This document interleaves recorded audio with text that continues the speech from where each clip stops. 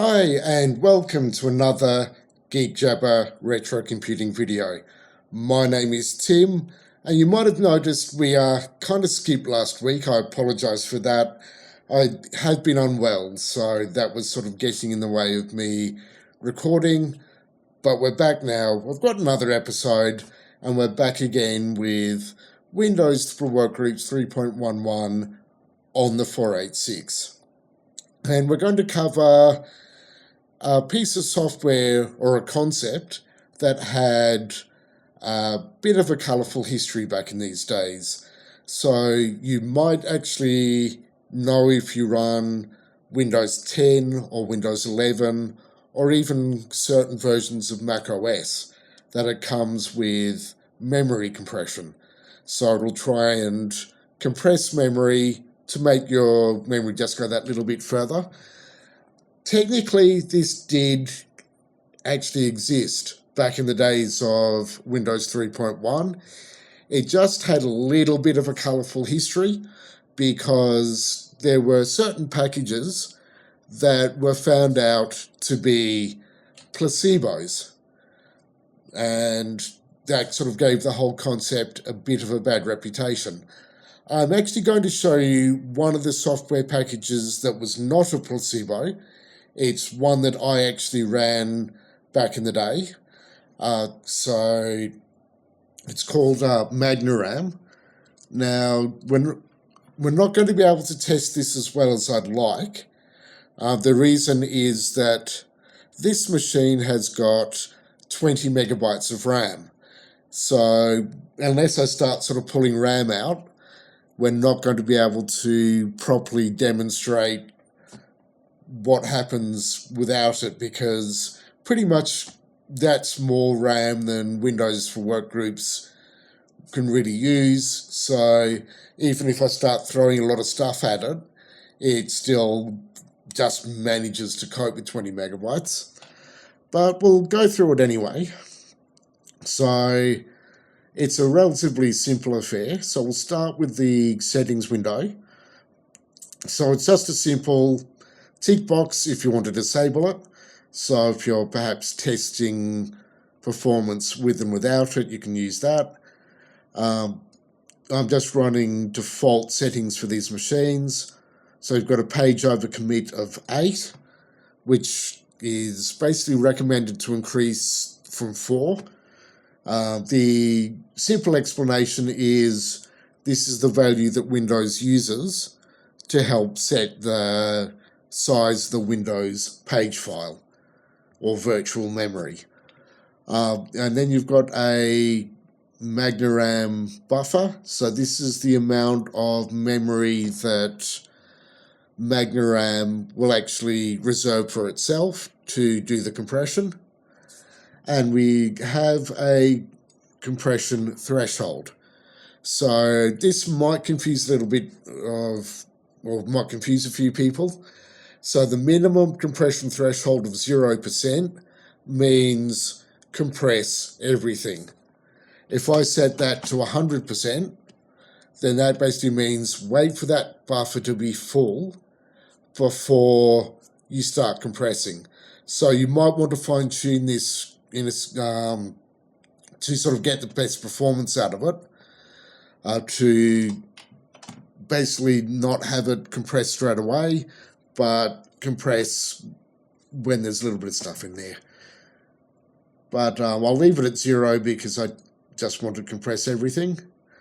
And then you get here some nice fancy bar graphs. So it's giving me linear memory used and free, which is how much memory I'm using right now and how much is actually free. And then it breaks it down into physical RAM. So I'm apparently using 9.5 megabytes, which I'm not convinced is accurate, but anyway, that's what it's reporting. Then I've got about 7.6 megabytes free, and it's managed to compress about 2.6 megabytes. And right now I'm using no virtual memory, so none of my swap file. and I've got about 8 megabytes free, and this is showing how much it's actually compressed. And down here it gives me a nice graph showing me the time savings, because I've avoided 667 hits in my swap file for a wonderful 10 seconds of my life back. But that is basically an overview of what it does and how to set it up and what it'll do in the background. What I'm going to do here, this is not going to be as much of a test as I like, because as I said, this machine has got 20 megabytes in it, and I can actually already throw a lot of stuff into memory without it choking too much. But we'll go through anyway, and we'll just show off how much it can actually handle before it starts to break. So we'll start with a few things. So Microsoft Word. So Microsoft Word version 6 was sort of famous because it kind of needed up the memory requirements quite a bit. And yeah, we don't have any documents we can open, so unfortunately I can't do that. But let's start with, we'll add Microsoft Publisher to the mix.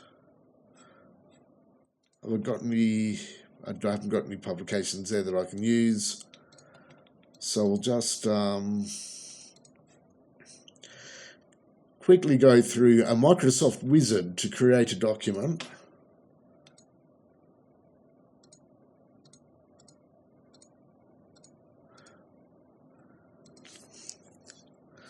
So I'll get that creating just a standard template.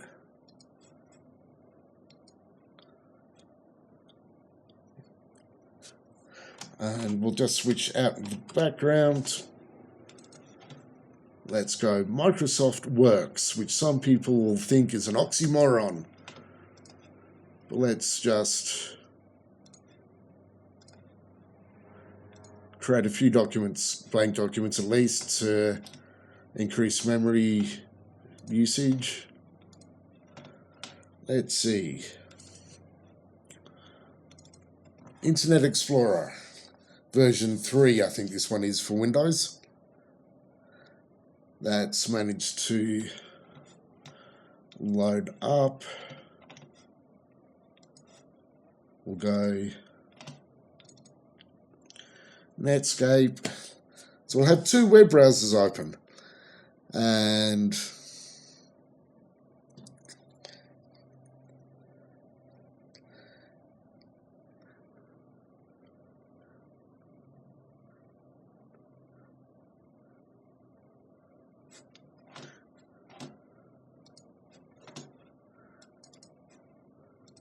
we'll start WinZip. And here we start running into out of memory issues. So we've basically managed to get all of this into 20 megabytes of RAM without it being too much of an issue. We're only now starting to hit out of memory errors. So we've got Word, works with a couple of black documents, Internet Explorer with a default homepage, Netscape, and Microsoft Publisher with a document. And we'll see if we can now get MagnaRAM to actually load. No, it won't. So that's actually, for a 20 megabyte machine, that's still relatively decent. So we'll just close one off. Like, I think the problem here is we've now hit another limit of Windows. So you'll notice here, system resources, 13%. So this is a separate bit of Windows. So there's a 64 kilobyte stack that it uses for system resources. that's the one that's actually running low. So we've run out of those well before we've run out of actual memory. But if we come in here, so we're now using 19 megabytes of RAM. It's compressed it down to about 17. We've got a compression ratio of 1.36 to 1. And just doing that apparently has saved nearly 40 seconds. So I've got a grand total of nearly 40 seconds of my life back. But anyway, I might wrap this video up here because it's starting to get a little bit long in the tooth. So as always, if you want to subscribe, like, dislike, comment, you know what to do and you know where to find it. And if you want to go onto our website or join our Discord, links are in the description, and I'll see you in the next video.